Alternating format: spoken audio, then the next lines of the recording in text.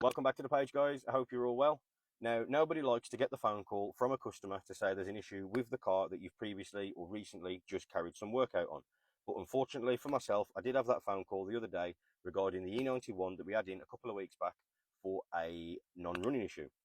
Now, some of you may remember that car, as you may have seen the videos. For those that don't, if you haven't seen the videos, they are on the page if you want to go and check them out.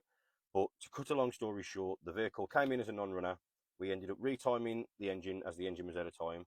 It needed a new in-tank fuel pump, and once we sorted all that, the car was running absolutely perfect, no issues whatsoever. So after a few days, the customer had the car back for a week or so.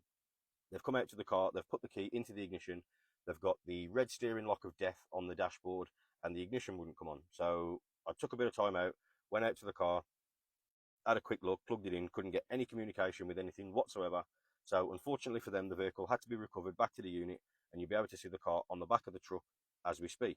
So now we've got the vehicle back at the workshop. The first thing that I needed to do was obviously plug it in once I could get communication, as every now and again you'd put the key in and all of the dash would work, the steering lock would come off. So I know that there's an issue somewhere, and it is more than likely going to be an electrical problem. So, like I say, the first thing we did was we plugged it in. Now you'll be able to see that I'm reading the DDE for fault codes.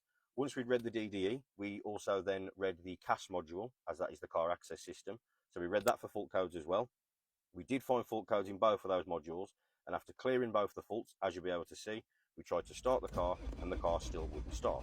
Now, one of those faults that was in the engine control module and the DDE was communication with the DDE itself, or an internal fault on the control for the DDE. So, after pulling off the DDE or the ECU, whichever you want to call it, we took it into the workshop, we pulled the lid off by undoing all the screws, and you'll be able to see that we did find corrosion on that circuit board, which is not going to be doing anybody any favours.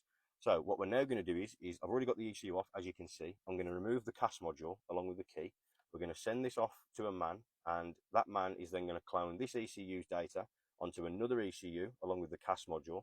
Now you need to have all of these modules together in one bundle. They all need to be recoded at the same time, as if the CAS module isn't coded to the ECU, the car will never start. So we're going to get that done. So once we've got that done, I will update you guys. But for now, it is going to be a wrap, as like I said, I've got to get this CAS module removed from this BM so we can get it all sent off. So if this is the kind of content you like seeing and you're not already following the page, make sure you click that follow button. If you're already following the page, make sure you click that like button. And once we've got all this back from the man and we've got it all back on the car, I'll do another video giving you guys an update.